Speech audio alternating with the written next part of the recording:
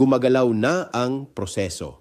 Sa gitna ng tumitinding usapin ng pananagutan, sinabi ni Bicol Saro Party List Representative Terry Ridon na posibleng ma-impeach si Vice Presidente Sara Duterte sa loob ng susunod na 2 linggo dahil sa kumpiyansa ng House Committee on Justice na makukuha ang kinakailangang boto.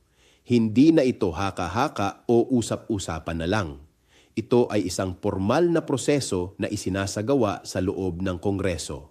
Ang impeachment ay hindi simpleng politika. Isa itong mekanismo ng saligang batas upang panagutin ang mga nasa mataas na posisyon kapag may sapat na batayan.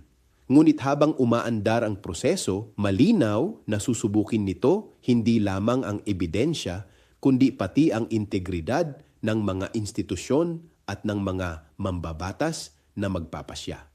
Sa puntong ito, ang tanong ay hindi kung may kapangyarihan ang isang opisyal, kundi kung may sapat na lakas ang sistema upang panagutin siya. Ako si Bishop Tonyo, obispong migrante sa Europa, at ito ang Damdaming Makabayan, tinig mula sa laylayan. Hanggang sa muli!